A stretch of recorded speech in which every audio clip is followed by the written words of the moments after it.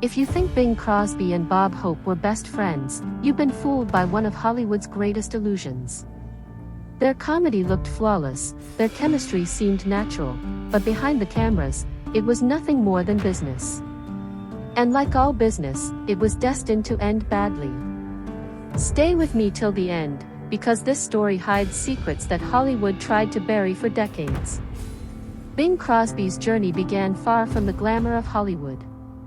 Born Harry Lilies Crosby on May 3, 1903, in Tacoma, Washington, he came from a family that struggled to make ends meet.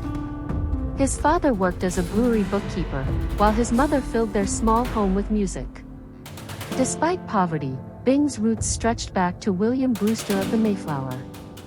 Who could have imagined that this boy, growing up in a rented house, would one day sell over 300 million records?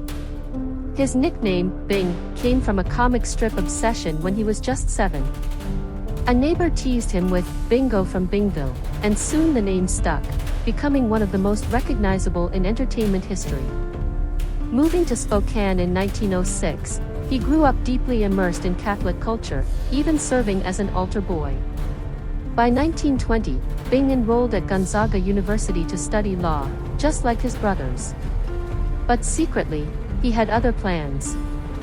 He bought a drum set, joined a band, and began earning more than many graduates could dream of. Just 2 months before finishing his degree, he walked away from law to chase music. In October 1925, Bing and friend Al Rinker drove to Los Angeles with little more than ambition. That reckless journey, filled with breakdowns and small gigs, would set him on the path to becoming America's voice. Bing Crosby's first real break came with the Rhythm Boys, a trio he formed with Al Rinker and Harry Barris. Together, they earned big money and toured with jazz legends, absorbing the improvisational style that shaped Crosby's future. But success came with chaos. Bing drank heavily, was arrested multiple times for drunk driving, and even showed up to a film set in handcuffs. Yet, despite the recklessness, his voice and style made him impossible to ignore. By the early 1930s, Crosby was on the rise as a solo act. His group split apart in bitterness, with accusations that Bing had betrayed his partners. But Hollywood loved him. He signed with producer Max Sennett, made comedy shorts, and became a radio sensation almost overnight. His 1931 show catapulted him into national stardom, and by the end of that year, rival singers admitted they simply couldn't compete. Crosby wasn't just saving his career, he was saving the record industry itself. Partnering with Jack Kapp at Decca Records, he agreed to sell singles for 35 cents during the Great Depression, a move that brought music back within reach of everyday Americans. This decision didn't just secure his legacy, it reshaped the entire business. But his personal life was turbulent. He married actress Dixie Lee in 1930. While Bing gave up drinking after marriage, Dixie sank deeper into alcoholism. Specialists later believed their twin sons may have been born with fetal alcohol syndrome. Though they had 4 children together, their marriage was strained, marked by long separations and personal battles that haunted the family for generations. Still, Crosby's star only burned brighter. By the late 1930s, he was dominating film, radio, and music simultaneously, his name becoming synonymous with American entertainment. Bing Crosby's dominance in the 1940s was unmatched. He wasn't just a singer, he became a cultural icon whose voice carried America through both war and peace. His radio shows were unmissable, his films were blockbusters, and his songs, smooth, soothing, and deeply emotional, became the soundtrack of an era. Nothing captured this more than White Christmas. Released during World War II, it wasn't just a song, it was a lifeline for soldiers far from home. With over 50 million copies sold, it became the best-selling single of all time. The irony? Bing himself admitted he didn't think much of the recording. But for millions of listeners, it embodied hope, comfort, and nostalgia. Crosby's impact wasn't only artistic, it was technical. He revolutionized radio by supporting the use of magnetic tape, giving performers the freedom to pre-record shows with higher quality. This innovation didn't just make him sound smoother, it transformed the entire broadcasting industry. Behind the success, though, his personal life was filled with contradictions. While he projected the image of a wholesome family man, stories from his children painted another picture of strict discipline, emotional distance, and even harsh punishments. His eldest son, Gary Crosby, later revealed details that shocked fans who had worshipped Bing as the ideal American father. Yet, despite family struggles, Crosby's career kept soaring. His collaboration with Bob Hope in the Road to film series turned into one of Hollywood's most successful comedy partnerships. On screen, their banter felt effortless, their friendship unbreakable. Off-screen, however, the truth was very different. What audiences believed to be camaraderie was, in reality, a carefully crafted illusion, built on contracts, studio deals, and professional necessity. The cracks in that partnership would eventually widen, and destroy the myth entirely. As Bing Crosby reached the peak of his fame, his public image and private reality continued to drift apart. To the world, he was the relaxed, charming Mr. Cool, whose voice could calm nations.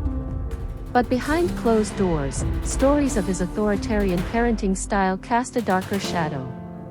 His sons later claimed he demanded perfection, using strict punishments and leaving them in constant fear of disappointing him. These revelations shattered the illusion of the perfect Crosby household, though opinions about their truth remain debated even today.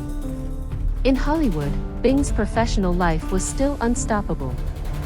The Road to movies with Bob Hope and Dorothy Lamour became box office gold. Fans adored the chemistry, believing Crosby and Hope were lifelong friends who shared laughs both on and off set. But the reality was far colder.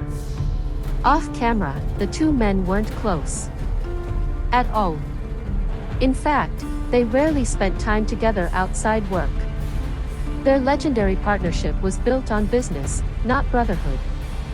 Studios promoted the buddies image because it sold tickets, and it worked brilliantly. Even as Crosby's fame soared, he adapted to changes in entertainment. He embraced radio, film, and music simultaneously, something no other star managed at the time. His foresight into recording technology, like supporting the rise of magnetic tape, cemented his role not just as an artist, but as an innovator. He even invested in companies like Ampex, which developed groundbreaking audio equipment. This meant Bing didn't just influence what people heard, he influenced how the world would listen to music for generations. But his seemingly flawless career could not mask the strain in his personal relationships. His marriage to Dixie Lee was troubled by her alcoholism, and after her death in 1952, Crosby found himself raising 4 sons who deeply resented him. The consequences of those family tensions would last far beyond his lifetime. By the 1950s, Bing Crosby was already a living legend. Yet, unlike many stars who faded with time, he adapted brilliantly to new media. He moved into television with ease, hosting specials and guest appearances that kept him relevant to younger audiences. His annual Christmas specials, often featuring his family, became traditions across America. For millions, Christmas simply wasn't complete without seeing Bing perform White Christmas once again. Despite this continued success, his personal controversies refused to fade.